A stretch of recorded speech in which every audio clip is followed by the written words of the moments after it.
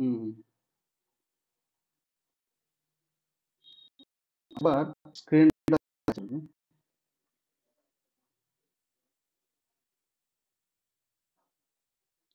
Screen show করছে তিনজনেরই?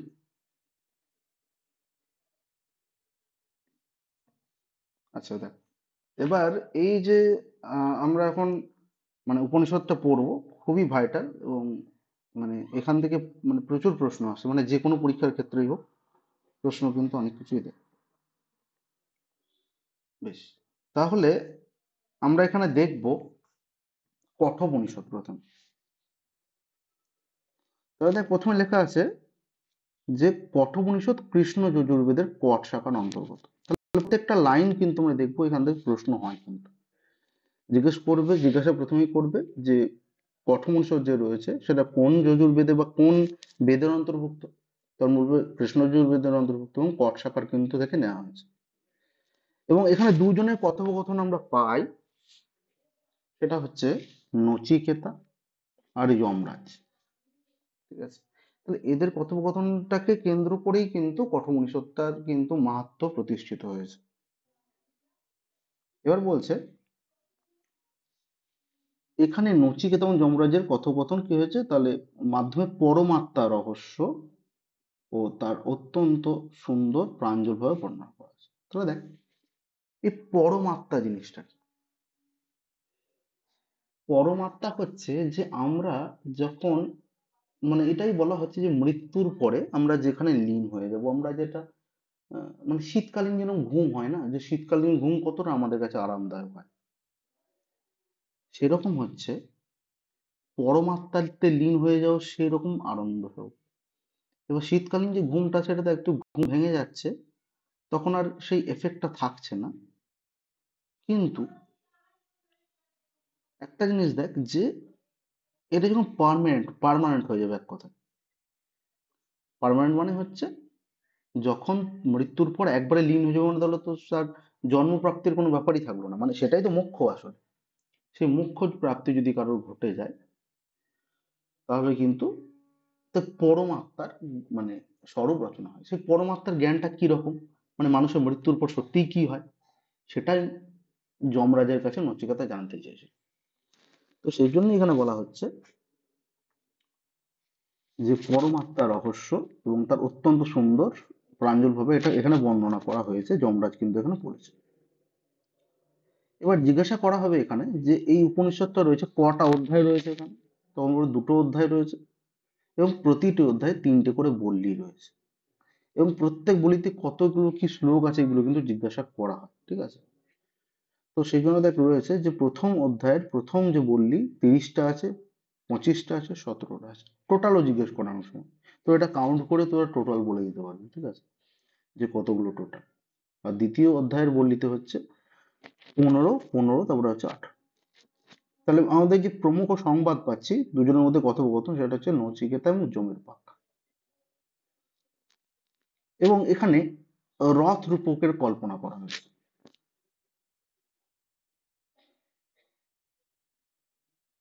হ্যাঁ হ্যাঁ হ্যাঁ, তাহলে ওইদিকে তো 55, আর এদিকে দেখ 17টা, যেতে বলে তো 48টা। এবার টোটাল জিজ্ঞেস করলে টোটাল যোগ করে বলবি যেটা হচ্ছে। হুম, একদম। তাহলে এরকম ধরনের প্রশ্ন কিন্তু দেখা যায়, ঠিক আছে, মানে দেয় আর কি। বেশ, এরপরে দেখ এখানে কিছু হুম, এবার এখানে একটা জিনিস দেখ যে কিছু জিনিস রয়েছে রথ রূপক কল্পনা বলা হয়েছে। মানে এখানে বলা হয়েছে দেখ, শরীরকে রথ বলা হয়েছে, মনকে লাগাম বলা হয়েছে। এইগুলো প্রশ্ন হয় যে কাকে কি বলা হয়েছে। আত্মাকে রথী বলা হয়েছে, বুদ্ধিকে সারথী বলা হয়েছে, ইন্দ্রিয়কে ঘোড়া বলা হয়েছে। তাহলে আমরা যখন কোনো কাজ পরিচালনা করি, তখন শরীরের দ্বারাই সেটা পরিচালনা করতে হয়, মানে শরীর যদি না থাকে তাহলে তো সেটা হবে না। মানে একটা রথে কি থাকে, মানে ধর একটা রথ, এটা রথ ধরছি। এবার রথের যে কন্ট্রোলটা, সেটা কার হাতে থাকছে, যে সারথি তার হাতে থাকছে। কিন্তু যে চেপে আছে সে কি করছে, সে তার বুদ্ধির দ্বারা, সেই সারথি কি করছে, বুদ্ধির দ্বারা সেটাকে পরিচালিত করছে। এবং লাগাম কি করছে, ঘোড়ার যে লাগাম, তাই না? মানে ঘোড়াটাকে লাগাম লাগাবে, মানে কি বলে, মানে ওই একটা বেল্টের মতো থাকে দেখবি জিনিসগুলো, তো ওইগুলো একটু টানবে, তবে কি হচ্ছে, ঘোড়াটা সঞ্চালিত হবে। এটা হচ্ছে নিয়ম। তো ওটা ঘোড়ার উদাহরণ দিয়ে বলা হয়েছে। তো এখানে বলছে যে আমাদের শরীরটা হচ্ছে কি বলতো, রথ। এবং আমাদের মন, মানে আমাদের মন যদি কোনো কিছু না চায়, তাহলে কিন্তু কোনো কিছুই ভালো লাগে না। দেখবি কোনো সময় আমাদের বন্ধুরা বলে যে ভাই চল একটু ঘুরে আসি কোথাও থেকে, তখন আমরা বলি যে না, আজকে মনটা ভালো নেই, যাবো না। এবার দেখ, এই যে মনটাকে কন্ট্রোল মানে করেই কিন্তু আমরা নির্ভর করছি যে আমি কোথায় যাব, আমি কি কাজ করব কি করব না, সেটা কিন্তু মনটাই কন্ট্রোল করছে। আর আত্মা হচ্ছে রথী। তাহলে দেখ, রথী মানে হচ্ছে যে চালক, তাহলে আত্মা যে আমাদের চালক, এটা ঠিক আছে। আর বুদ্ধি, দেখ বুদ্ধি হচ্ছে সারথী, তোর বুদ্ধির দ্বারা তুই এগিয়ে চলবি, না হলে তুই যেতে পারবি না কোথাও। আর ইন্দ্রিয় হচ্ছে ঘোড়া। আমাদের ইন্দ্রিয় কি, আমাদের তো জ্ঞানেন্দ্রিয়, কর্মেন্দ্রিয়, এগুলো ছাড়া তোমরা কোনো কোনো কাজ করতে পারবে না। তো এখানে ঘোড়ার সঙ্গে তুলনা করা হয়েছে। কিন্তু দেখ, এখানে মেনলি মানব জীবনের কথাই বলা হয়েছে, ঠিক আছে। যে একটা মনুষ্যের তার শরীর কি রকম হয়, মানে কোনটা কি, ঠিক আছে। শরীরটাকে রথের সঙ্গে তুলনা করা হয়েছে, এটা মানে কার সঙ্গে কার তুলনা করা হয়েছে, এইগুলো প্রশ্ন হয়, হ্যাঁ। তো শরীরের সাথে রথের তুলনা করা হয়েছে, মনের সাথে লাগাম, আত্মার সাথে রথী, বুদ্ধির সাথে সারথী, ইন্দ্রিয়ের সাথে ঘোড়া। এবার একটা জিনিস দেখ, যে প্রথমে শর্ট কিছু প্রশ্ন আসে, মানে কাহিনীর উপর বেশ করে কিন্তু প্রশ্ন আসে। তো এখানে একটা জিনিস দেখ, আজকে এইখানে একটা জিনিস ক্লিয়ার করবো। দেখ সঞ্জয়, তুইও মানে একটা উদ্দালক নিয়ে একটা প্রসঙ্গ ছিল, এবং সেটা নিয়ে ডাউট ছিল তোর, সেটা নিয়েও আজকে বলবো। কথা কেটে যাচ্ছে?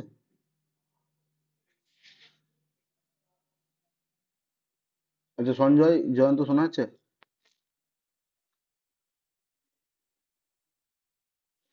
আচ্ছা দেখ, এবার নেটওয়ার্ক, আচ্ছা হতে পারে কোথাও থেকে একটা, আমার থেকে হোক। হুম।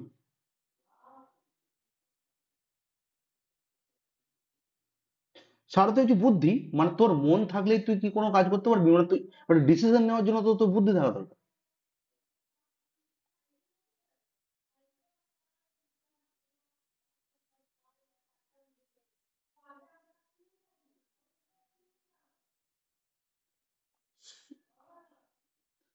দেখ সারথি, দেখ একজন যখন রথ চালায়, পরিচালনা করে, তাহলে সে তো বুদ্ধির দ্বারাই যায় যে আমি কোন দিকে যাব। মানে একটা যুদ্ধের সময় তো রথ চালাচ্ছে, তাহলে কোন দিকে আমার যাওয়া উচিত, সেটা তো বুদ্ধি কাজ করে, তাই না? তাহলে একটা মনুষ্য যে রথ চালাচ্ছে, সে শুধু চালালে তো হবে না, তাকে বুদ্ধি করে চালাতে হবে। যেমন হচ্ছে আমরা দেখ প্রত্যেকটা জীবনে তুই দেখ একটা জিনিস, যে তোর হয়তো এই মানুষের মনে হলো যে ভাই এই মাসে টাকা ফাকা নেই, সংসার খরচা রয়েছে, চালাবো কি করে। এবার ধর তোর হচ্ছে 15,000 টাকা খরচা হয় প্রতি মাসে, এবার সেখানে তোর কাছে এবার 10,000 টাকা পুঁজি আছে, তাহলে তোকে তো সেটা বুদ্ধির দ্বারা চালিত করতে হবে, যে আমি এই মাসে সংসারটা কিভাবে চালাবো।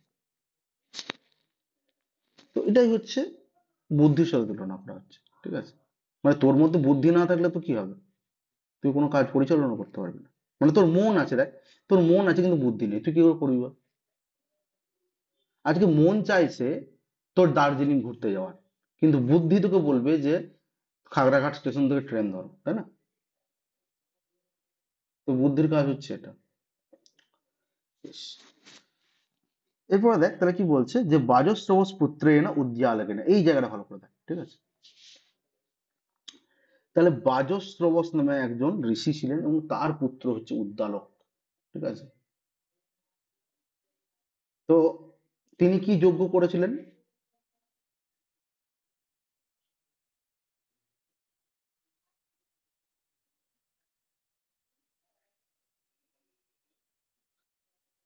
এটাই না, এটা ওরা করেছে, যেটা করেছে করে তো কোনো দরকার নেই, মানে অসুবিধা কিছু নেই। এখানে দেখ, যেটা ঘটনা সেটা বেশি করে তোমাদের করতে হবে, বইয়ের বাইরে তোমরা যেতে পারি না, যেটা আমাদের তত্ত্ব আছে সেটাই আমাদের করতে হবে, মানে এটা তো নয় যে আমরা নিজে বানিয়ে বলছি, হ্যাঁ। আচ্ছা দেখ, বিশ্বজিৎ নামক তিনি তাহলে যজ্ঞ করেছিলেন, এবং নচিকেতা তখন কি বলেছিল, কি যে ভবান মাম কাস্মাই দাস্যাতি, যে পিতা তুমি কাকে দান করছো, মানে আমাকে কাকে দান করছো। মানে বিশ্বজিৎ নামক যজ্ঞে তিনি কি বলতো, স্বর্গ প্রাপ্তির জন্য উদ্দালক কি করেছিলেন যে সবকিছু গাই বল, ঠিক আছে, ধনসম্পদ বল সবকিছু দান করে দিচ্ছিল, কিন্তু এমন কিছু দান করছিল যেগুলো কাজে দেবে না। মানে ধর যে গাইগুলো দান করছিল সেটা শীর্ণকায় গায়, মানে দুদিন পরেই মারা যাবে হয়তো, এরকম গায়। তবে সেটা নিয়ে তো কারো কোনো লাভ নেই। তো সেই গায়ের কথা বলা হচ্ছে। তো তখন উদ্দালক কি বলে যে মানে এইসব দেখে তখন নচিকেতা কি বলছে যে হে পিতা, তুমি আমাকে কাকে দান করছো? সবাই তো সবাই কিছুকে দান করে দিচ্ছ, তাহলে আমাকে কাকে দান করছো? তখন উদ্দালক বলছে অহং ত্বাম মৃত্যু বেদাস্যামি, মানে রেগে গিয়ে অনেকবার বলার পরে তখন কি বলে যে আমি তোমাকে মৃত্যুকে দান করছি। তাহলে মৃত্যুর দেবতাকে যমরাজ, তাহলে ইনডাইরেক্ট বলছে তোমাকে যমকে দান করছি। তো এই যে বিষয়টা, তখন ধর সে সিরিয়াস হয়ে পড়ে এবং বলে যে ঠিক আছে, পিতা যখন বলেছে তখন সত্যি আমাকে যমকা দান করছে, সেই জন্য সে প্রস্তুতিও গ্রহণ করে যে জমের কাছে চলে যাবে। এরপরে ধর পিতা বুঝতে পারে তার ভুল এবং কান্নাকাটি করে, কিন্তু তারপরেও কোনো সুরাহা হয় না, সে জমের কাছে যায় এবং জমের কাছে গিয়ে তিনটে বর প্রার্থনা করেছিল তিনি। হুম, মানে যখন মানে ধর যম ছিল না, 3 দিন ছিল না, যম রাজ্যে ছিল না, তো সেখানে 3 দিন অপেক্ষার জন্য যম বলেছিল যে তুমি তিনটে বর প্রার্থনা করতে পারো, যে তুমি যেহেতু অন্ন ভক্ষণ না করে আমার দ্বারে এসে উপস্থিত হয়েছো, তুমি তো আমার অতিথি, কারণ তোমার তো মৃত্যু ঘটেনি, তুমি জীবন্ত অবস্থায় এসছো, তাহলে তুমি আমার অতিথি, তাহলে তুমি যে কোনো তিনটে আমার কাছে বর চাও। তখন দেখ, এবার এই যে বর, সঞ্জয় জয়ন্ত সবাইকে শ্রেষ্ঠ সবাইকে বলছে শ্লোক গুলো মনে রাখবি, ঠিক আছে? শ্লোক গুলো খুবই ইম্পর্টেন্ট। যে শ্লোক তুলে বলবে এটা কোন নম্বর বর, এটা দ্বিতীয় নম্বর না প্রথম নম্বর, ঠিক আছে? তো দেখ প্রথমে একটা রয়েছে শান্ত সংকল্প সুমনা তথা স্বাদ্বীত মন্যু গৌতম মা হবিমৃত তৎ প্রশিষ্ঠং মা হবিবদেত প্রতীত এতত্রয়াণাম প্রথমং বরং বৃন্তে। অর্থাৎ কি বলছে, নচিকেতা বলছে আমার পিতা উদ্দালক আমাকে আমার মানে আপনার কাছে পাঠিয়েছেন, কেন বলেছে যে আমাকে জমকে দিচ্ছে এবং মনোকষ্ট এবং অশান্তি ভোগ করছে।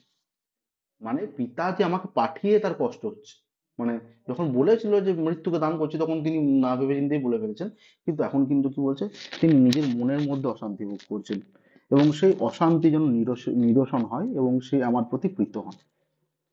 মানে সে যেন আমার প্রতি রেগে না থাকে, পিতা যেন আমার প্রতি রেগে না থাকে এবং তার যেন মনের যে অশান্তি আছে সেটা দূরীভূত হয়। তাহলে এটা কি, এটা প্রথম নম্বর বর চেয়েছিল কে, নচিকেতা যমরাজের কাছে। আর 2 নম্বর কি হয়েছিল, 2 নম্বর বর প্রার্থনা করেছিল যে অগ্নিবিদ্যা জানার রহস্য। মানে অগ্নিবিদ্যা হচ্ছে এমন একটা বিদ্যা যার দ্বারা স্বর্গ প্রাপ্তি, মানে স্বর্গের প্রাপ্তি কি করে করতে পারে, ঠিক আছে? তো এটা হচ্ছে দ্বিতীয়। আর তৃতীয় নম্বর হচ্ছে নিজের মৃত্যু বিজ্ঞান বা আত্মতত্ত্ব জানার কৌশল। মানে এটা কি বলতো, তৃতীয় নম্বর মানে হচ্ছে এটা কিন্তু যমরাজ বলেছিল তুমি অন্য কিছু চাও আমার কাছে, 3 নম্বরটা কিন্তু বলতে চাইছিল না। 3 নম্বর জিনিসটা হচ্ছে যে মানুষের মৃত্যুর পর কি হয়, সে কি জন্মগ্রহণ করে না কি হয়। তো এই যে আত্মতত্ত্বর ব্যাখ্যা সেটা কিন্তু যমরাজ কিন্তু শেষে দেয় আর কি। এবং এখানে দেখ দুটো পথের কথা বলা হয়েছে, মার্গের, একটা হচ্ছে শ্রেয়স আর একটা হচ্ছে প্রেয়স। তাহলে শ্রেয়স আর প্রিয়স পথটা কি সেটা একটু মানেটা জেনে রাখবি, ঠিক আছে? তাহলে বলছি শ্রেয়স মানে হচ্ছে মোক্ষ বিদ্যা, নচিকেতা শ্রেয় মার্গ অনুসরণ করে। আচ্ছা এটা কেউ জানিস কি? শ্রেষ্ঠা নিশ্চয়ই জানিস, শ্রেষ্ঠা তো পড়েছিস আগে। শ্রেয়স আর প্রেয়স মানে কি বলতো?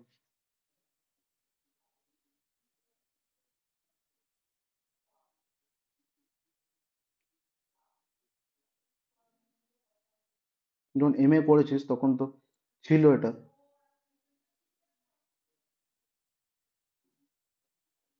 তো আমাকে একটু বলবি শ্রেয়স আর প্রেয়স।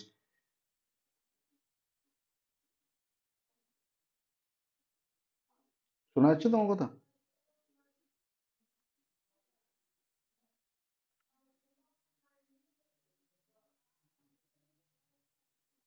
আচ্ছা তোদের মধ্যে কেউ বল, সঞ্জয় জয়ন্ত, শ্রেয়স প্রেয়স মানে জানিস?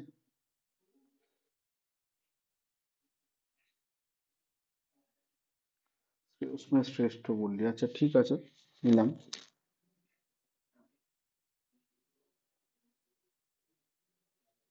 হুম। আচ্ছা দেখ, শ্রেয়স মানে শ্রেষ্ঠ জিনিস নয়, মানে শ্রেয়স মানে হচ্ছে তোর মানে সুখ ভোগ একটা বলতে পারিস, কিন্তু সেটা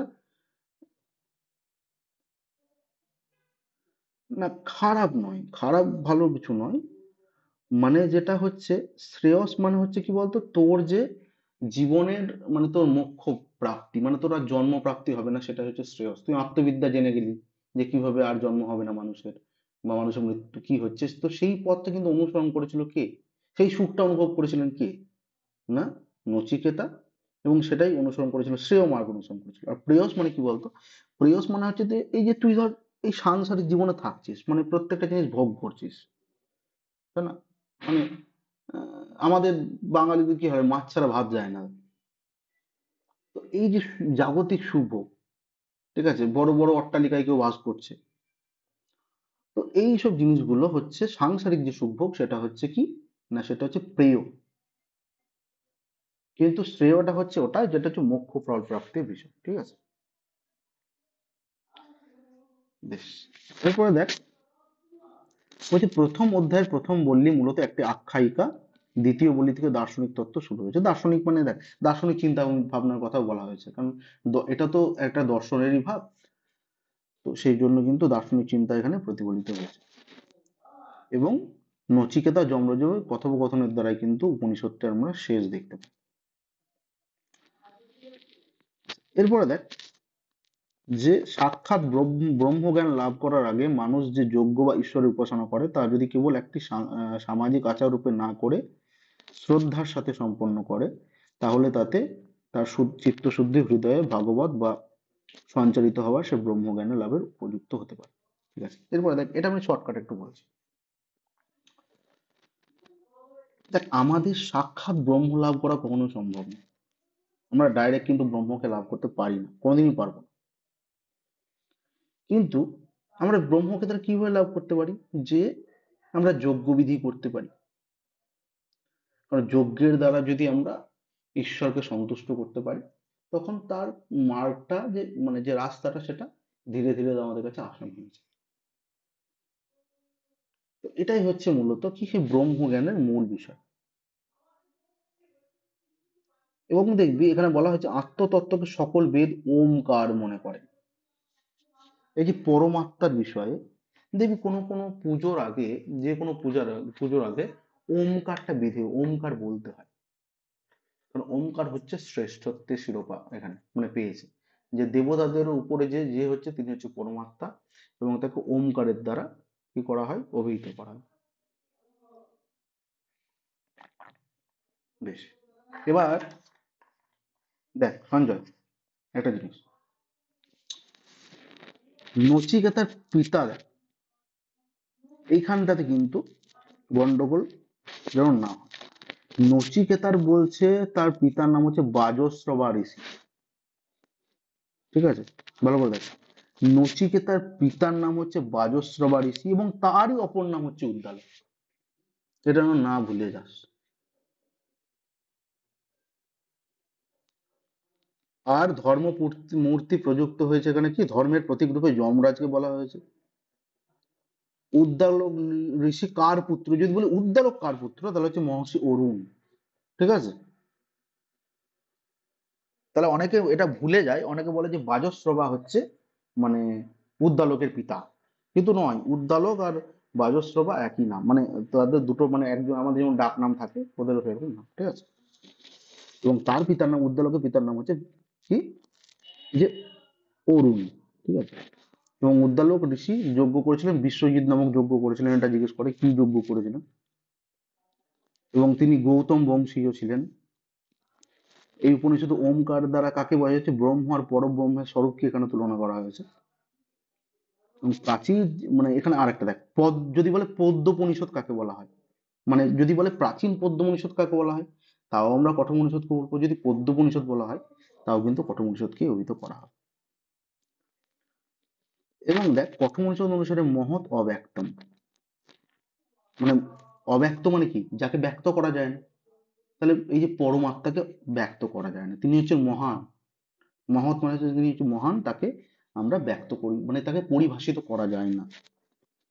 এবং মনের থেকে অধিক গতি হলো পরমেশ্বর। দেখ আমরা কি হচ্ছি যে আমরা ধর কোনো জায়গা দেখেছি, যেটা হচ্ছে ধর তুই হয়তো উম, দিল্লিতে লাল কেল্লা দেখেছিস সঞ্জয়, তুই মনে মনে এখনই ভাবলি লাল কেল্লা চলে যাবি তুই, তোর 1 সেকেন্ডও সময় লাগবে না লাল কেল্লা যেতে। কিন্তু বলছে তাহলে এই যে গতি, মনের গতি, এই মনের গতির থেকেও কিন্তু কি পরমেশ্বরের গতি কিন্তু আরো বেশি। ঠিক আছে,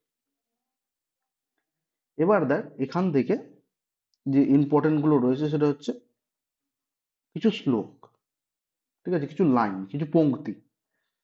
তো সেই শক্তিগুলো আমরা একটু দেখবো। হ্যাঁ বল।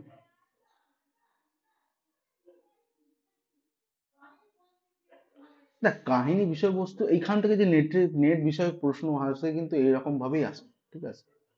কিন্তু যখন তুই বিপিএসসি টিআরই 4 এর জন্য পড়বি, সেটা তো পড়াবোই তোকে, তখন আমি শ্লোক ধরে ধরে পড়াবো গোটা, কঠোপনিষদ গোটা পড়াবো, এক একটা লাইন ধরে ধরে পড়াবো, কারণ তখন কিন্তু প্রশ্ন হবে। ঠিক আছে, কিন্তু নেটে এর থেকে বেশি প্রশ্ন হয় না।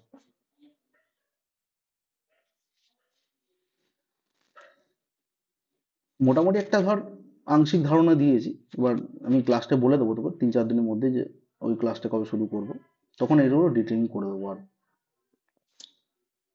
এখন দেখ শ্লোক গুলো একটু বলছি, মানে শক্তিগুলো বলছে, শক্তিগুলো একটু মানে বলছে, যেগুলো ইম্পর্টেন্ট, সব থেকে ইম্পর্টেন্ট শক্তি সেগুলো বলছে, হ্যাঁ? তাহলে প্রথমে আছে বহু নামেমি প্রথমা, বহু নামেমি মধ্যমা। তাহলে এখানে একটা জিনিস দেখ, বহু নাম মানে কি? বহু নাম মানে হচ্ছে অনেকের মধ্যে, তার প্রথম মানে এব, বহু নাম এব, তাহলে অনেকের মধ্যে এটা নিশ্চয় যে প্রথম। আর বহু নাম এব অহম মধ্যমা, মানে বহু জনের মধ্যে আমি মধ্যম। মানে এখানে একটা স্বীকারোক্তি রয়েছে। নচিকেতা বলেছেন যে পিতা আমাকে, মানে আমি এমন নয় যে পিতা আমাকে অধম ভাববেন, মানে আমি খুব শ্রেষ্ঠ না হতে পারি কিন্তু অধমও নয়, আমি হচ্ছি মধ্যম। এই উক্তিটা করেছিল। তো এটা হচ্ছে ওর মধ্যে খুব ইম্পর্টেন্ট একটা লাইন। তো এটা কে বলেছিল এটাও বলতে পারে, তখন বলবে যে নচিকেতা বলেছিল বহু নামিমি প্রথম বহু নামিমি মধ্যমা। না হলে বলবে এই লাইনটা তুলে দিয়ে বলবে কোথা থেকে নেওয়া হয়েছে, তখন বলবি কঠোপনিষদ থেকে নেওয়া হয়েছে। এরপরের লাইনটাও খুব ইম্পর্টেন্ট, যেটা বলছে সস্যমিব মর্তা পচ্যতে সস্যমিবা জায়তে পুনঃ। এর মানে কি? যে সস্যমিব মানে শস্যের মতো, মাত্র মানে হচ্ছে মানুষ হচ্ছে নশ্বর, মানে মৃত হয়ে যায়, পচ্যতে মানে হচ্ছে শুকিয়ে যায়, নষ্ট হয়ে যায়, সস্যমিব আজায়তে মানে শস্যের মতো আবার পুনরায় কি হয়, পুনর্জন্ম লাভ করে। মানে একটা মানুষের মৃত্যু ঘটে, আবার সে নতুন জন্ম লাভ করে, সহজ কথা এটা। মানে যেমন একটা ফসল কি হয়, ধর আমরা যদি বলি যে বছরে কোনো জায়গায় তুই 2 বছর দুবার ধান লাগাচ্ছিস, তাহলে একবার ফসলটা ফলে যাওয়ার পর তুই কাটছিস, আবার তো নতুন ফসল ফলছে। তো বলছে মানুষের জীবনটা হচ্ছে সেরকম, যে মানুষ মৃত্যু হয় আবার সে জন্মগ্রহণ করে। তাহলে এটা হচ্ছে 2 নম্বর। এবং 3 নম্বরে দেখ বলছে উত্তিষ্ঠত জাগ্রত প্রাপ্য বরান্বিত। তাহলে এটা হচ্ছে যে যখন আমরা দেখি খুবই ছোট ছিলাম, তখন বিবেকানন্দের বাণী পড়তাম, তখন আমরা ভাবতাম আচ্ছা বিবেকানন্দ বলেছেন ওঠো জাগো। তো ব্যাপারটা হচ্ছে এটা কিন্তু বিবেকানন্দের নিজের লাইন নয়, এটা হচ্ছে কঠোপনিষদ থেকে নেওয়া হয়েছে। ঠিক আছে, যে উত্তিষ্ঠত জাগ্রত মানে হচ্ছে উঠো জাগো, এবং প্রাপ্য বরান মানে হচ্ছে শ্রেষ্ঠ যারা গুরুজন রয়েছে আমাদের, প্রাপ্য বরান মানে হচ্ছে বরান মানে বর প্রাপ্ত, এরকম মানে শ্রেষ্ঠ গুরুজন, তাদের কিছু নিবোধন মানে উপলব্ধি করো, মানে গুরুজনদের কাছে সঠিক জ্ঞানটা প্রাপ্তি ঘটাও, মানে না শুয়ে বসে গুরুজনের কাছে যাও এবং তুমি শিক্ষা গ্রহণ করো। এরপর দেখ বলছে আত্মানম রথিনম বিদ্ধিম শরীর রথম এবতু, ওই যে ওই লাইনটা, যে আত্মাকে রথের আরোহী ও দেহকে রথ রূপে জানা উচিত। আর রয়েছে দেখ শ্রেয়স্ত্র প্রয়স্য মনস্বমেতস্যৈ সম্পরিত্য বিবেনোক্তি ধীর। এর অর্থ হচ্ছে যে ধীর ব্যক্তি ইন্দ্র সুখের পথ, মানে আমি ধীরে ধীরে বলছি, ধীর মানে হচ্ছে ধীর ব্যক্তি, বিবিনক্তি মানে হচ্ছে পৃথক করে বোঝে, মানে ধীর ব্যক্তি পৃথক করে বোঝে কি মানুষ্যকে, মানে মনুষ্য যারা রয়েছে। আর এতাস্মাই এর সামনে স্বং পরিত্য মানে বিবেচনা করে, শ্রেয়স্য মঙ্গলময় পথ, প্রেয়স্য প্রিয় ইন্দ্র সুখের পথ। মানে এখানে দেখ দুটো পথের কথা বলা হয়েছে, আমি আগেই বললাম যে শ্রেয় আর প্রিয় মার্গ, ঠিক আছে, ওইটার বিষয়ে এখানে বলা হচ্ছে। এবং যে প্রেয় দেখ, শ্রেয় মার্গটাই কিন্তু কে নিয়েছিল, নচিকেতা কিন্তু গ্রহণ করেছিল। আর প্রেয় মানে হচ্ছে সাংসারিক জীবন, মানে সাংসারিক সুখ ভোগ। আচ্ছা, আর কি বলছে, না হান্যতে না হান্যমান শরীরে, এটা কার বিষয়ে বলা হচ্ছে, আত্মার বিষয়ে। মানে আত্মা নিহতও হয় না, আর আত্মা কাউকে নিহত করতেও পারে না, ঠিক আছে। এটা হচ্ছে এরকম অর্থ গ্রহণ হয় গীতাতে, কিন্তু এরকম গ্রহণ হয়, কিন্তু এইখানে অর্থ হচ্ছে যে দেহ নষ্ট হয়ে গেলেও আত্মা নষ্ট হয় না, ঠিক আছে, এর মানে এইখানে যে আমাদের যদি দেহ নষ্টও হয়ে যায় কিন্তু আমাদের আত্মা কিন্তু বিনষ্ট প্রাপ্ত হয় না। আরো কি বলা হচ্ছে দেখ, অনৌরণীয়া মহত মহিয়ান, এর মানে হচ্ছে আনো আনিয়ান মানে অনুর চেয়েও সূক্ষ্ম, মহৎ মহিয়ান মানে মহত্তর থেকেও বৃহৎ। মানে এই যে পরমাত্মাকে বলছে যে অনুর থেকেও সে সূক্ষ্ম, এবং মহানের থেকে আরো মহান, মানে মহানের থেকে আরো বৃহৎ আর কি। আর কি বলছে, অজো নিত্য শাশ্বতয়ং পুরাণ না হান্যতে হান্যমানে শরীর, মানে অজ, অজ মানে হচ্ছে যার জন্ম নেই, আর নিত্য মানে হচ্ছে নিত্য, মানে যেটা হচ্ছে যার ধ্বংসপ্রাপ্তি ঘটে না। শাশ্বত মানে হচ্ছে যে চিরস্থায়ী, পুরাণ মানে হচ্ছে পুরাতন, না হান্যতে মানে মারা যায় না, হান্য মানে শরীরে নিহত হলেও, এরকম বলছে। মানে আত্মা, সহজ কথা, আত্মা হচ্ছে জন্মহীন, আত্মার জন্ম নেই, সে হচ্ছে চিরস্থায়ী, পুরাতন, পুরাতন যে শরীর রয়েছে সেটা নষ্ট হয়ে গেলেও কি হচ্ছে, এই আত্মা কিন্তু নষ্ট হয় না। আর কি বলছে, অহম না ভবতু সহনৌ ভুনক্তু সহ বীর্যং করবাবহৈ, তাই তিনি আমাদের রক্ষা করুন, তিনি আমাদের পোষণ করুন, এবং আমরা যেন পরস্পরে মিলিত হয়ে শক্তি সম্পন্ন একসাথে কাজ করতে পারি, এটার মানে হচ্ছে এটা। এটা তুই প্রথমেই আছে একদম লাইন, ঠিক আছে, যে মঙ্গলাচরণ বলা হয় এটাকে। আর বলছে ন ভিত্তিয়েনা তর্জনীয় মনুষ্য,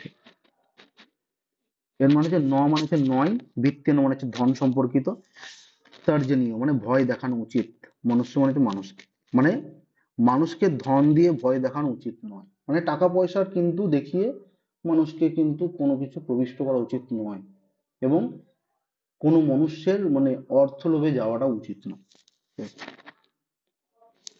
আরেকটা যেটা রয়েছে, দুটো রয়েছে, শান্ত সংকল্প সুমনা তথা যথাসিয়া।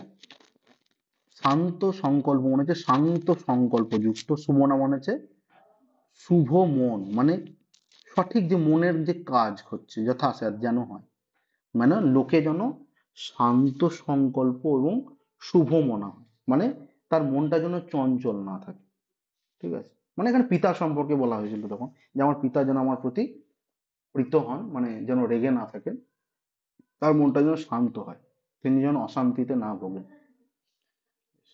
স্বর্গলোকা অমৃতত্বং ভজন্তে, মানে হচ্ছে স্বর্গলোক অমরত্ব ভোগ করে, মানে স্বর্গলোকে যারা থাকে তারা অমৃত সুখ ভোগ করে, এটার মানে হচ্ছে এটা। আচ্ছা বল, এবার যদি এখান থেকে কোনো প্রশ্ন থাকে তাহলে সেটা বলতে পারিস।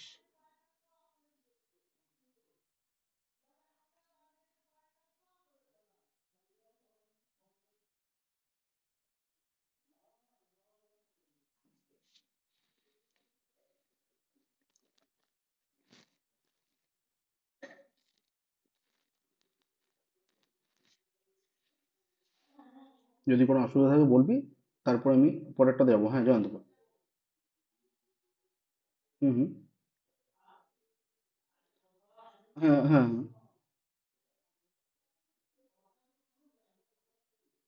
না না না না, অরুণকে কোনোদিন উদ্দালক বলা হয়। তাহলে অন্যরকম ট্রাম আছে, দেখবি আমাকে দেখাস, ট্রামটা অন্যরকম রয়েছে।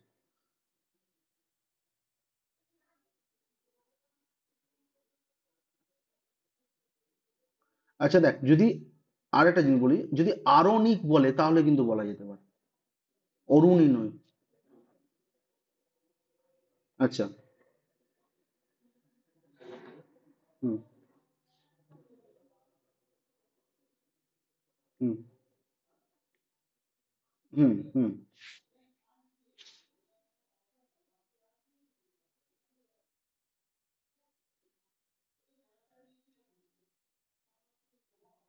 কিন্তু এইখানে কি, এইখানে দেখ, এইখানে কি দেওয়া আছে সেটা দেখ, এটা অরুণী দেওয়া আছে দেখ, এটা অরুণী লেখা আছে দেখ, অরুণী। মানে আমি তো বললাম যদি আরো নিক বলি, আরো হয়ে যায় অটা, তাহলে কিন্তু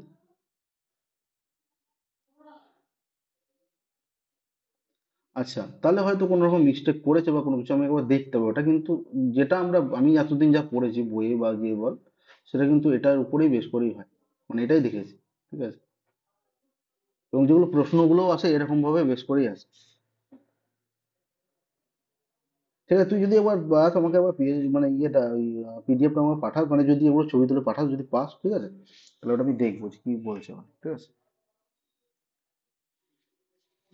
এবারে বল।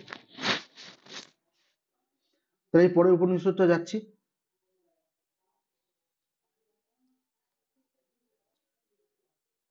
হ্যাঁ, লাইন তুলে দেবে, মানে যে কোনো শক্তি তুলে দেবো কোথা থেকে নেওয়া হয়েছে। হুম হুম। এবার ধর এটাও বলে দিতে পারে, নাহলে হয়তো অনেক সময় দেয় না যে ধর চারটে পাঁচটা লাইন দিয়ে দিল, দিয়ে ডান দিক বাঁ দিক মেলাতে বলে। হুম, তখন ওটা বুঝতে হবে ওকে কোন কোন উপনিষদের একটা লাইন, কোনটা বেদের লাইন, এরকম ভাবে মেলাতে দেয়।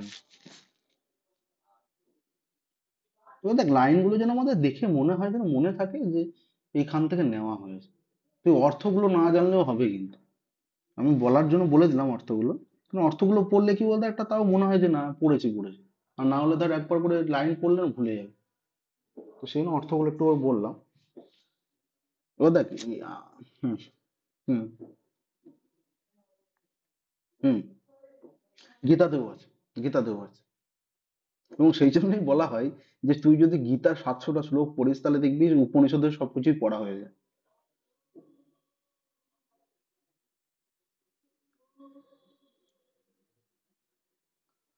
দেখ উপনিষদ সার কিন্তু আগে, তারপরে কিন্তু গীতা আসে। গীতার মর্মনে তো অনেক পড়ে। হুম, হ্যাঁ একদম, গীতাটা পরে তোলা হয় কিছু অংশ, হ্যাঁ।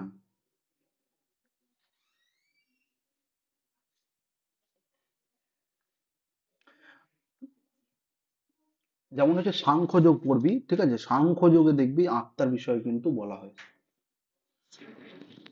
মানে তোর ইয়েতে, গীতাতে মানে তোর দেখবি বলবে যে আত্মাকে শুকোনো যায় না রোদে, ঠিক আছে, আত্মাকে কাটা যায় না।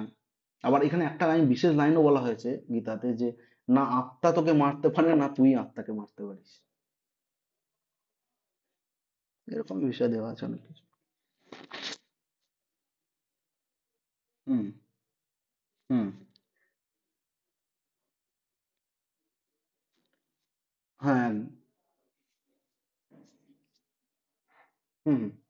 হ্যাঁ, কিন্তু স্বামী বিবেকানন্দ উক্তি নয়, এটা হচ্ছে কঠোপনিষদ থেকে আনা হয়েছে। তিনিও তো পড়েছেন তাই না, এবার সেটা দিয়ে উদ্বুদ্ধ হয়েছে বলে তিনি ওটা বাংলাতে বলেছেন যে ওঠো জাগো।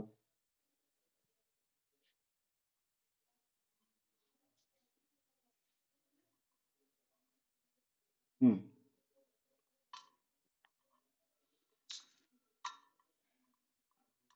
ওটা হচ্ছে বিবেকানন্দ উক্তি।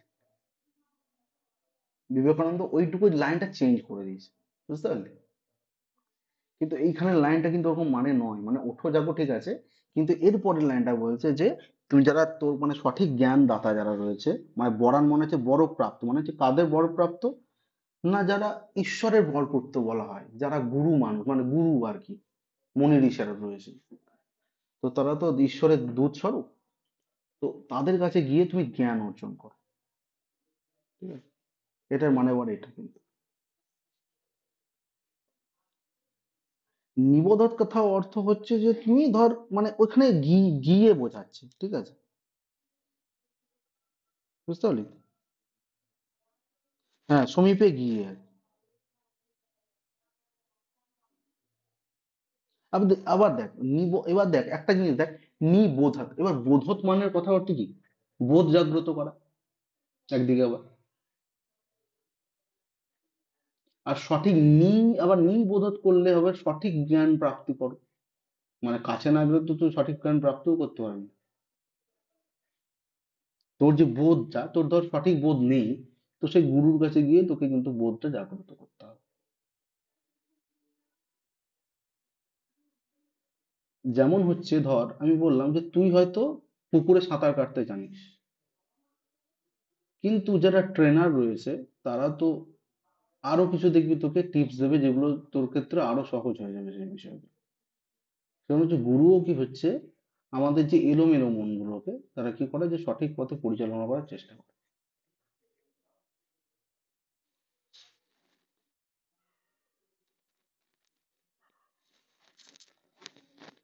আচ্ছা, বেশ, তাহলে এটা থাকবে না কেন পরিষদ যাবো বল?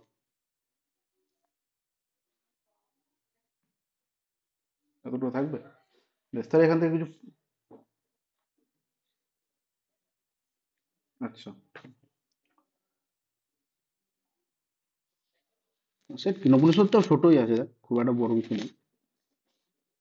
বেশ, কেন পরিষদটা একটু বলে দিচ্ছি। তাহলে হচ্ছে এই উপনিষদ হচ্ছে সামবেদের, যে দেখ এখানে হচ্ছে সামবেদের অন্তর্ভুক্ত কিন্তু, হ্যাঁ? যে তবলকার ব্রাহ্মণ যে রয়েছে সেই ব্রাহ্মণের কিন্তু এর অন্তর্গত। এবং তবলকারকে কি বলছে যে জৈমিনী উপনিষদও বলা হয়। তাহলে জিজ্ঞাসা করবি কিন্তু, হ্যাঁ, যে জৈমিনী উপনিষদ কাকে বলা হয়। এবং এই উপনিষদে প্রথমে কে না শব্দের দ্বারা প্রয়োগ করা হয়েছে। ঠিক আছে, তাহলে একটা জিনিস মাথায় রাখবি যে সামবেদের যে উপনিষদ দুটো বলেছিলাম, একটা সূত্র মানে আমি একটা সহজভাবে মনে রাখার জন্য বলেছিলাম যে এইভাবে মনে রাখবি যে সামবেদের অন্তর্ভুক্ত দুটো উপনিষদ রয়েছে, কি কি, একটা হচ্ছে ছান্দোগ্য উপনিষদ আর একটা হচ্ছে কেন উপনিষদ। তো এইখানে বলছে যে সেই কারণে এটির নাম হচ্ছে কেন উপনিষদ, কেন কেন কেন পদের দ্বারা কিন্তু এখানে শুরু হয়েছে। এবং এটিকে তলবকার উপনিষদ বা ব্রহ্মোপনিষদও বলা হয়। তাহলে কোনটা কি কি বলা হয় এই উপনিষদগুলোকে, নামগুলো কি কি আলাদা আছে এগুলো কিন্তু মনে রাখতে হবে। তবলকার ব্রাহ্মণের এটি নবম অধ্যায় এবং এর পূর্বের চারটি অধ্যায়ে অন্তঃকরণ শুদ্ধির জন্য মানে মনের যে শুদ্ধি, হ্যাঁ, তো সেটা বলছে জন্য বিভিন্ন কর্ম উপাসনার বর্ণনা আছে। মানে তোর মনটা কিভাবে শুদ্ধি হবে, মানে সাফ সুতরা হবে সহজ কথায়, সেটার জন্য বলছে কি এখানে বিভিন্ন কর্ম বা উপাসনা করার কথা বলা হয়েছে। এবং এই উপনিষদে কি হচ্ছে প্রতিপাদ্য বিষয় দেখ, মানে মূল বিষয় কি বিষয় আলোচনা করা হয়েছে না পরম ব্রহ্ম তত্ত্ব। তাহলে এখানে মানে যা কিছু পড়বি সবকিছু উপনিষদে কিন্তু ব্রহ্মতত্ত্ব হিসেবেই আলোচনা করা হয়েছে। কারণ হচ্ছে এই ব্রহ্মতত্ত্ব হচ্ছে অতি গহন, মানে অতি গভীর এটা। সেই জন্য তো সম্যকভাবে বোধগম্য করার উদ্দেশ্যে কি করছে গুরু শিষ্য কথোপকথন রূপে উন্মুক্ত হয়েছে। মানে সঠিক জ্ঞান যদি প্রাপ্ত করতে যাস ব্রহ্মতত্ত্ব বিষয়ে, তাহলে কিন্তু বলছে তোকে গুরু শিষ্য মানে গুরু শিষ্য পরম্পরায় তোকে শিখতে হবে কোনো কিছু, তাছাড়া ব্রহ্মকে জানা কিন্তু সম্ভব নয়। আচ্ছা, এই উপনিষদের চারটি খণ্ডে বিভক্ত বলছে। ওটা ছিল কি মানে ওটা অধ্যায় বিভক্ত ছিল, অধ্যায় আবার বল্লিতে বিভক্ত ছিল, মানে আমাদের কঠোপনিষদটা কিন্তু কেনোপনিষদ বলছে চারটে খণ্ডে বিভক্ত। প্রথম দুই খণ্ডে গদ্যে রচিত হয়েছে এবং মোট কি হচ্ছে 35টি মন্ত্র আছে। আর উপনিষদটি শুরু হয়েছে কয়েকটি প্রশ্নের দ্বারা, শিষ্য ও আচার্যের প্রশ্নোত্তরের দ্বারা প্রথম খণ্ড শুরু হয়েছে। বেশ, এগুলো এমন কিছু নেই। দ্বিতীয় খণ্ডের 5টি তন্ত্রে আলোচিত হয়েছে ব্রহ্মজ্ঞান। তৃতীয় খণ্ডে মানে কি কি আলোচিত হয়েছে এগুলো একটু দেখে নিবি, ঠিক আছে, এগুলো আর বলছি না। হুম হুম, প্রশ্ন করিনি তো, আমি বোঝাচ্ছিলাম কেন উপনিষদ যে এটা হচ্ছে হুম হুম, সামবেদের এটা অন্তর্গত, মানে সামবেদের অন্তর্গত হচ্ছে সামবেদের উপনিষদ। যদি বলে সামবেদের দুটো উপনিষদের নাম বলো, তাহলে ওটা হচ্ছে ছান্দোগ্য উপনিষদ আর একটা হচ্ছে কেন উপনিষদ। এবার তোকে দেখ বুঝিয়েছিলাম আগের দিন অন্যভাবে যে ছান্দোগ্য উপনিষদ মানে হচ্ছে ছন্দ থাকবে একটা, মানে দেখ সাম মানে হচ্ছে গান, তোর গান যেখানে থাকবে সেখানে ছন্দও থাকবে। তুই ধর নাচ শিখছিস, আমি বলেছিলাম তুই ধর নাচ শিখছিস কিন্তু পাড়ার লোক বলছে যে এইসব করে কি হবে, কেন করে মেয়েটা এসব, আমি এইভাবে বোঝানোর চেষ্টা করছিলাম যে ছান্দগুণে ছন্দ থেকে ছান্দগুণে শোধ আর কেন করে হচ্ছে কেন উপনিষদ, সেই জন্য এইভাবে মনে রাখবি।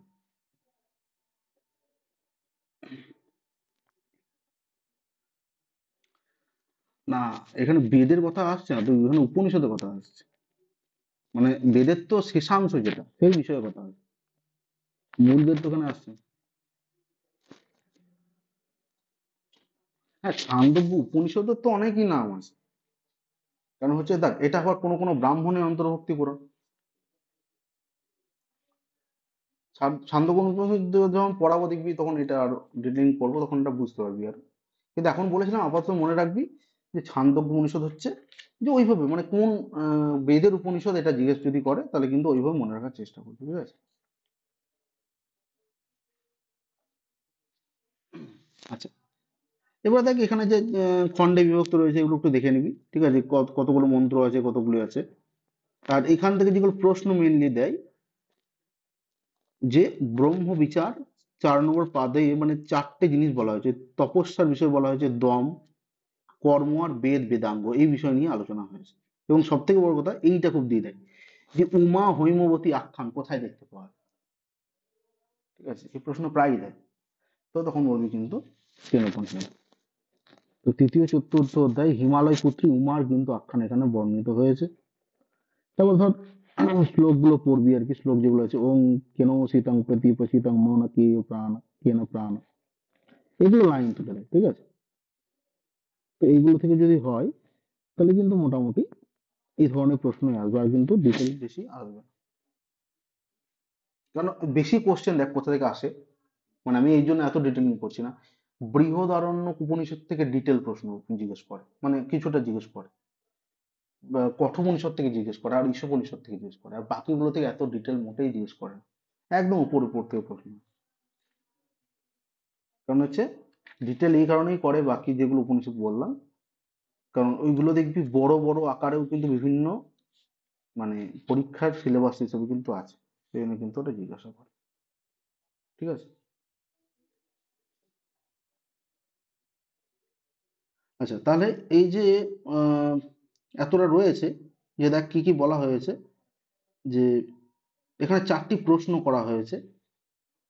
গুরু শিষ্য পরম্পরায় বলছে যে জড়রূপ অন্তকরণ কি হচ্ছে, মানে জড়রূপ যে জড়রূপ অন্তকরণ মনের অবস্থাটা কি, প্রাণস্য কি স্থিতি মানে প্রাণের কি স্থিতি কি, তোমার কর্মেন্দ্রিয় আর জ্ঞানেন্দ্রিয় প্রেরক কে, কিম রূপম বিদ্যতে, সে কে কি রূপে থাকে। তো এইগুলো কিন্তু প্রশ্ন করা হয়। তার 4টে প্রশ্ন কি কি ছিল, অনেক সময় জিজ্ঞেস করে যে এর মধ্যে কোনগুলো প্রশ্ন ছিল, ঠিক আছে? তার এর উত্তরে যেটা বলা হয়েছে সেই শ্লোকটা অনেক সময় জিজ্ঞেস করে নেয়, ঠিক আছে? তো এইগুলো কিন্তু একটু দেখে রাখবে। আর যেগুলো দেখ লাইন আছে এই লাইনগুলো একটু পড়ে নিবি, ঠিক আছে? এগুলো কিছুই নেই, এগুলো হচ্ছে বোঝানোর কিছু নেই, এগুলো জাস্ট নিজেরা পড়ে নিবি, ঠিক আছে? আর এই লাইনগুলো একটু বলবি, এই লাইনগুলো একটু মানে আমি অন্তত বলে দিচ্ছি, আর এগুলো একটু পড়বি। তারপর যদি কোনো অসুবিধা হয় তাহলে আমাকে জিজ্ঞেস করবি, তখন আমি বলে দেবো। যেহেতু এটুকু এখন আপাতত নিজেরা পড়বি। বেশ, তাহলে দেখ এখানে একটা লাইন আছে প্রথমে, যে আত্মনা বিন্দতে বীর্যম বিদ্যা বিদ্যতে অমৃতম, মানে হচ্ছে আত্মার দ্বারা, বিন্দতে মানে হচ্ছে লাভ করে, বীর্যম মানে হচ্ছে শক্তি বা সামর্থ্যকে বোঝায়, ঠিক আছে? তো বিদ্যয়া মানে বিদ্যার দ্বারা, বিন্দতে অমৃতম, তাহলে বিদ্যার দ্বারা জ্ঞান মানে বিদ্যা দ্বারা কি হচ্ছে লাভ করে অমরত্ব। তাহলে সহজ কথাই বলছে যে আত্মার দ্বারা, মানে আত্মা কি করে, লাভ করে নিজ শক্তির মানে নিজের যে শক্তিটা সে আত্মা নিজে লাভ করে, আর বিদ্যা বা জ্ঞানের দ্বারা কি হচ্ছে অমরত্ব লাভ করা যায়, এর মানে হচ্ছে এটা। তারপর দেখলো এসে তপোদম কর্মেতি প্রতিষ্ঠা বেদা সর্বাঙ্গানি সত্যম মায়তনম। এখানে বলছে যে তপোদমঃ মানে তপ মানে হচ্ছে তপস্যা, দম মানে হচ্ছে ইন্দ্রিয় নিগ্রহ। মানে দম মানে কি বলতো, তোর যে ধর তোর মানে চোখের চোখের একটা দৃষ্টি, মানে তোর তোকে ধর কেউ আমি ধর ক্লাস করাচ্ছি কিন্তু তোর মনটা হচ্ছে অন্য জায়গায় এখন রয়েছে, যে মনটা কনভার্ট হয়ে মানে ডাইভার্ট হয়ে গেছে তোর, তো সেই ডাইভার্টটা হবে না, একই জায়গায় থাকবে, সেটাই হচ্ছে ইন্দ্রিয় নিগ্রহ, ঠিক আছে? মানে তুই যেদিকে চাইবি চালিত করাতে চাইবি সেই মনটা, মনের দ্বারা সেই ইন্দ্রিয় কিন্তু সেদিকে পরিচালিত হবে, সেটা হচ্ছে দম। আর কর্ম মনে হচ্ছে কর্তব্য, এতি প্রতিষ্ঠা মানে এইগুলোই ভিত্তি, মানে তপস্যা করা উচিত, তোকে হচ্ছে সংযম হতে হবে, সংযম থাকতে হবে, আর ইন্দ্রিয়কে কন্ট্রোল রাখতে হবে, ঠিক আছে? তো এটা হচ্ছে এর মানে।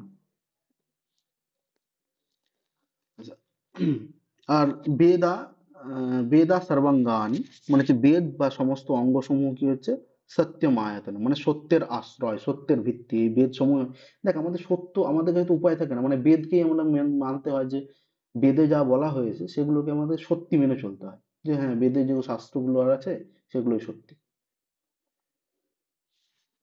আর কি বলছে, ধীরা প্রত্যস্মা লোকাদ মৃতা।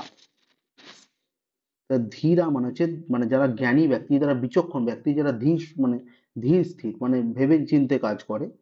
প্রেত্য, প্রেত্য মানে হচ্ছে, মানে এখানে বাংলা হবে প্রেত্য, মানে হচ্ছে মৃত্যুর পরে কি হয়, আসমান লোকান, মানে এই লোক থেকে, এই দেহ জগৎ থেকে কি হয়, অমৃতা মানে মুক্তি লাভ করে। প্রতিবোধ বিদিতং মতম মৃতত্বং হি বিঞ্জতে। প্রতিবোধ বিদিত মনে হচ্ছে প্রতিটি বোধে, প্রতিবোধ মানে আমরা যে প্রত্যেকটা জ্ঞান প্রাপ্তি ঘটে আমাদের জীবনে, মানে আমরা প্রত্যেকটা শব্দ শুনি, কারো না কারোর কাছে যে জ্ঞান প্রাপ্তিগুলো হয়, বোধ হয়, সেগুলো বলছে কি, মাতাম মানে সেই যে মত, মানে মত গুলো পায়, সেগুলো কি হচ্ছে অমৃতত্বম হি বিন্দতে, সত্যি অমরত্ব মুক্তির পথে আমাদেরকে নিয়ে যায়। মানে সেগুলো যদি আমরা মেনে চলি তাহলে আমাদের কি হচ্ছে, মুক্তির পথে আমাদেরকে নিয়ে যাবে। আর বলছে জন মনসা ন মনুতে জেনাহু মতৌ মতম। তাহলে এর জন মনসা হবে, যদি ভাঙি তাহলে যত হয়ে যাবে, হ্যাঁ যত মনসা হয়ে যাবে, দন্ত ন হয়ে যায় সন্ধির জন্যটা। মানে যে যা মনের দ্বারা, ন মনুতে মানে চিন্তা করা যায় না, আর জেন যার দ্বারা আহু মানে বলা হয় মন, মানে সহজ কথায় যার দ্বারা বা যে, যার দ্বারা কি হচ্ছে মন চিন্তা করে, মানে কোনো কিছুর দ্বারা তো মন চিন্তা করে, তুই একটা সিচুয়েশন ঘটবে তবে তো সেই বিষয়ে তুই চিন্তা করবি, তো তাকে মনে, মানে তাকে কিন্তু দেখবি, তাকেই মন দিয়ে ধরে রাখা যায় না। ঠিক আছে, মানে আমরা যেটা চিন্তা করি সেটা আমরা মন দিয়ে ধরে রাখতে পারি না, কারণ হচ্ছে সেই চিন্তাটা দেখবি যে আমাদের জীবনে আংশিক দেখবি, মানে আমাদের বলতে পারি না যে একটা চিন্তা আমাদের জীবনে 100 বছর ধরে থাকবে, মানে চিন্তা তো থাকবে কিন্তু একটা চিন্তা চিন্তা থাকবে না, মানে আজকে এই চিন্তা হচ্ছে কালকে তুমি অন্য বিষয়ে চিন্তা হচ্ছে। তো সেই জন্য বলে যে একটা মনকে, মানে একটা চিন্তাকে ধরে রাখা কিন্তু যায় না মনের দ্বারা। আচ্ছা, আর কি বলছে,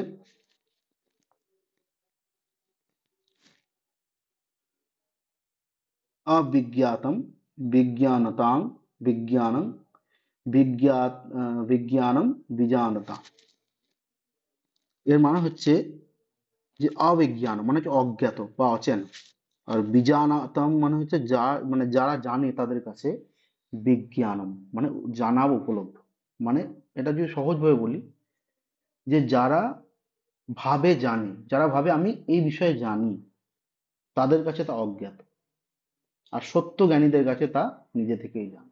মানে সত্যি কথা বলতে, যে একটা উদাহরণ দিই, দেখবি আমাদের চায়ের ঠ্যাক গুলো যেগুলো বসে, মানে এত দেখবি পার্টি বিষয়ে আলোচনা, এত স্কুল বিষয়ে আলোচনা, এত কলেজ বিষয়ে আলোচনা, আহ, কার মেয়ে কি করছে, কার ছেলে কি করছে, এত কি আলোচনা, মানে তারা ওই সব বিষয়ে কিছু বোঝেই না, কিন্তু মানে এমন কিছু হাব ভাব দেখায় যেন অনেক কিছু জানে। তো এইগুলো হচ্ছে কি, যে তারা ভাবে জানে কিন্তু তারা এই বিষয়ে অজ্ঞাত, এবং যারা সত্য জ্ঞানী তারা কিন্তু চুপচাপ থাকে। তো এটার মানেও কিন্তু হচ্ছে এটা। আর শেষে বলছে কি, না তত্র চক্ষুরগচ্ছতি না বাগ গচ্ছতি তো মনঃ। মানে হচ্ছে ন তত্র চক্ষু মানে, ন তত্র মানে হচ্ছে যেখানে নয়, মানে সেখানে নয়, চক্ষু মানে চোখ, গচ্ছতি মানে পৌঁছায়, ন বাগ মানে বাক শক্তি, না মন মানে মনও নয়, মানে সেই পরম সত্য, যে পরমাত্মা রূপ সত্য জ্ঞান, সেটাতে কি বলছে, না আমাদের চোখ পৌঁছাতে পারে, না মুখ পৌঁছাতে পারে, মানে মুখের দ্বারাই কথা সেটা পৌঁছাতে পারে, মন কোনোভাবেই, মানে মন বল, চোখ বল, কথা বল, সেটা পরমাত্মার কাছে পৌঁছায় না কোনো। ঠিক আছে, এটা হচ্ছে মানে। এবার একটু দেখে নে, আর এই যে বললাম এই ভাগটা একটু পড়ে নিবি নিজেরা, হ্যাঁ, কেন উপনিষদে এমন কিছুই নেই এরকম আছে।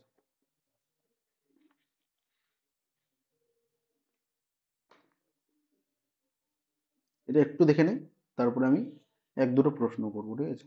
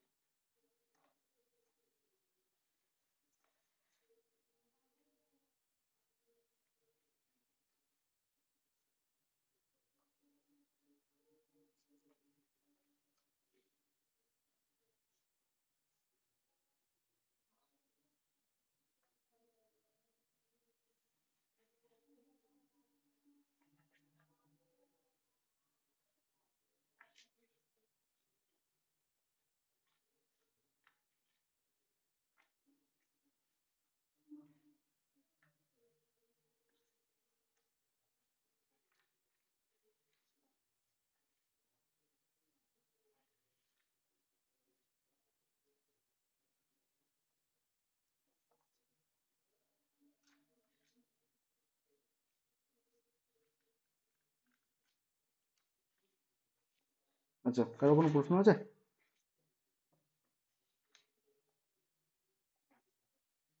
বেশ, তাহলে আমি কিছু প্রশ্ন করি। আচ্ছা, আমি মানে দুদিনের পড়ানোই হলো, দুদিনের যেটুকু দুদিনের থেকে কিছু প্রশ্ন করছি আমি, রিপিট মানে কিছু প্রশ্ন আমি রিপিটও করছি। আচ্ছা, যদি বলে যে উপনিষদ শব্দের অর্থ কি, জয়ন্ত বলবি।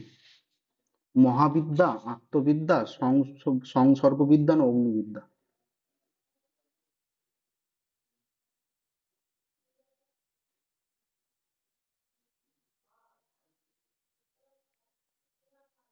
অপশন বলতে পারে একবার?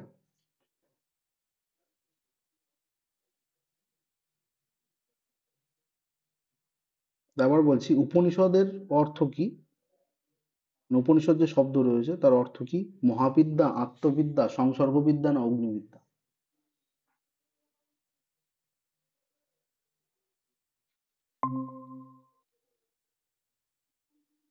জয়ন্ত শোনা যাচ্ছে তো?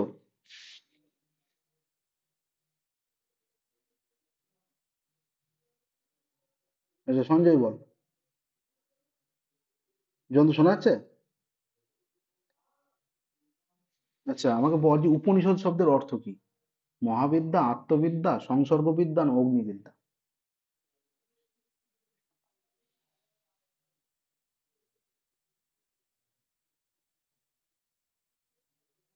আত্মবিদ্যা। শ্রেষ্ঠা বল, উপনিষদের বিষয়বস্তু কি, দর্শন, কর্মকাণ্ড, ভক্তি না সবগুলো?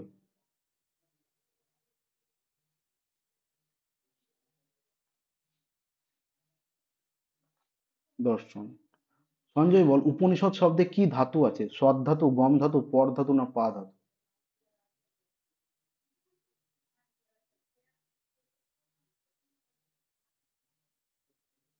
উপনিষদে কোন ধাতু রয়েছে, উপনিষদে এই শব্দে? সদ ধাতু, গম ধাতু, পট ধাতু না পা ধাতু?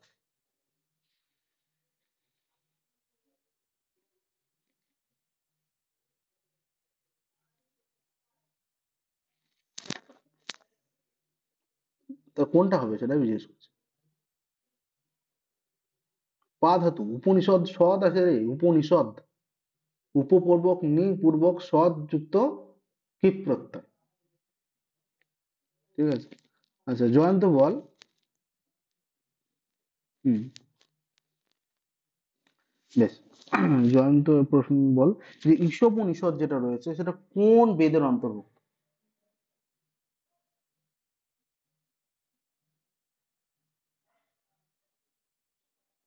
ঈশোপনিষদ কোন বেদের অন্তর্ভুক্ত, মানে কোন বেদের শাখা এটা ঈশোপনিষদটা?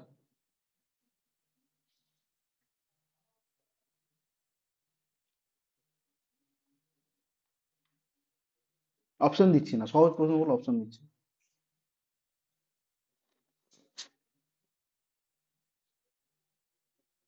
বুঝছা?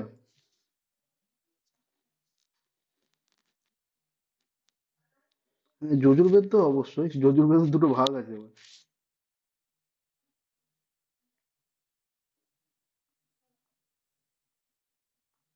কৃষ্ণ যজুর্বেদ নয়, এটা হচ্ছে শুক্ল যজুর্বেদ। ঈশোপনিষদ শুক্ল যজুর্বেদ নাম। আচ্ছা, একটা লাইন বলছি, কোন কোথাকার বলতো? কঠোপনিষদ, কেনোপনিষদ না মানে ঈশোপনিষদ? লাইনটা বলছি, বিদ্যয়া অমৃতম অশ্নুতে। সঞ্জয় বল। বিদ্যয়া অমৃতম অশ্নুতে। তিনটে অপশন দিলাম, ঈশোপনিষদ, কঠোপনিষদ না কেনোপনিষদ?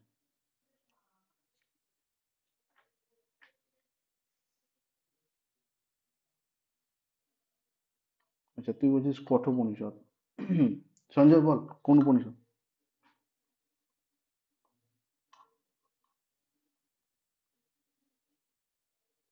জয়ন্ত বল। না, কেনোপনিষদ নয়, এটা ঈশোপনিষদ। বিদ্যা অমৃতম অশ্নুতে। না, কেনোপনিষদ কোথায় পেলি? বিদ্যা অমৃতম অশ্নুতে এরকম কিছু নেই।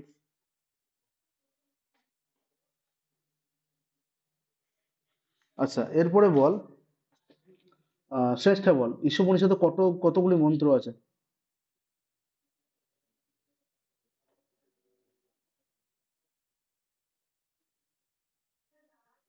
10, 18, 28, 40।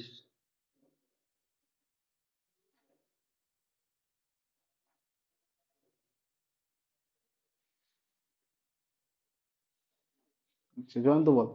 10 হবে।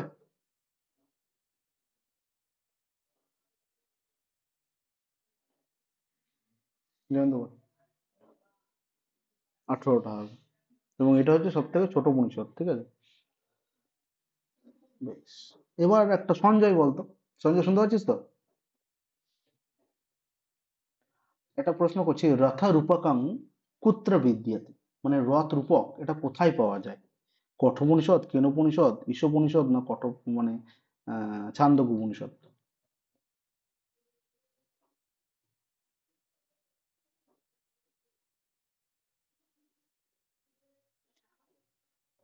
আচ্ছা, শ্রেষ্ঠাকে একই প্রশ্ন করছি। যদি বলে রথ রূপকং কুত্র বিদ্যতে, কিন্তু অপশনটা এরকম থাকে কঠোপনিষদ, কেনোপনিষদ, ঈশোপনিষদ আর কঠে, তাহলে কি বলবি?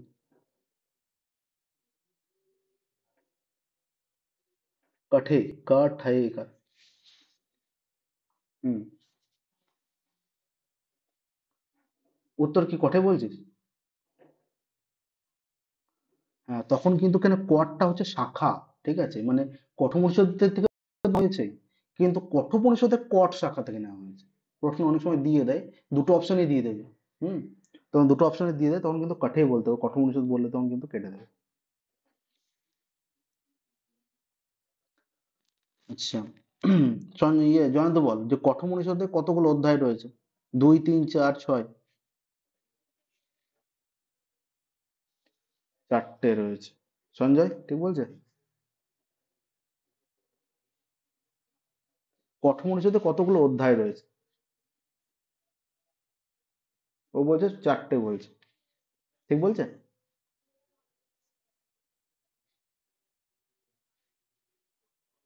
4টে অধ্যায় নয়, কঠোপনিষদের দুটো অধ্যায়। না, কঠোপনিষদের দুটো। বললি হচ্ছে যে তিনটে তিনটে কোণে 6টা বললি আসলে। ঠিক আছে। ঠিক আছে, তাহলে এইরকম ধরনের কিন্তু প্রশ্নগুলো আসবে, এগুলো একটু প্র্যাকটিস করবি। ভুল তো প্রথম প্রথম হয়তো হবে, কিন্তু প্র্যাকটিস করতে করতে মনে থেকে যাবে। ঠিক আছে। তাহলে আমাদের মোটামুটি যেগুলো সিলেবাসে ধর রয়েছে, মানে আর বৃহদারণ্যক উপনিষদটা তো থাকছে, তৈতরী উপনিষদ থাকছে, আর শ্বেতাশ্বতর থাকছে সিলেবাস অনুযায়ী। বাকিগুলো সিলেবাসে নেই। তো এই তিনটে উপনিষদ আমি চেষ্টা করবো কালকে পড়িয়ে দেওয়ার, তাহলে কালকে ধর উপনিষদের ভাগটা শেষ হয়ে যাবে সামান্য পড়েছে।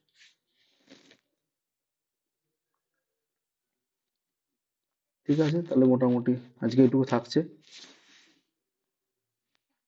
ঠিক আছে, আর কারো কোনো প্রশ্ন থাকলে করতে পারিস, নাহলে এটুকুই থাকবে।